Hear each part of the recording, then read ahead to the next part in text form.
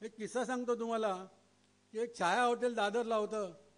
जे छाया हॉटेल दोन गायाचं दुकान जवळजवळ 4000 स्क्वेअर फूटचं हॉटेल होतं. त्यांचा मुलगा गल्ल्यावर बसला तर त्या मुलानं त्याच्या वडिलांनी जाऊन एक चापटी मारली, तू काय गल्ल्यावर बसतोय, अजून तुझं शिक्षण व्हायचं आहे. तर शिक्षण व्हायचं आहे बोलल्यावर तो मुलगा फटदिशी उठला आणि तो शिकायला म्हणजे कॉलेजला गेला आणि त्या दिवसापासून तो गल्ल्यावर बसला नाही.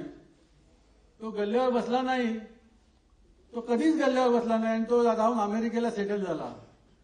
ते दुकान 4000 स्क्वेअर फूट आपल्याला विकायला लागलं आणि ते काय गुजराती माणसाने विकत घेतलं. सांगायचा हेतू आज की आपण लहानपणापासून मुलाला गल्ल्यावर बसवत नाही आणि त्याची आवड निर्माण करत नाही. तर कुठच्याही माणसाने बिझनेस करायचा असेल त्यामुळे मुलांना पण त्यामध्ये सामील करा, जेणेकरून मुलगा सामील झाला की तुमची बायको पण सामील होते आणि एखादं कुटुंब सगळं धंद्यामध्ये उतरतं. आणि हे धंद्यामध्ये उतरलं पाहिजे असं मला मनापासून वाटतं.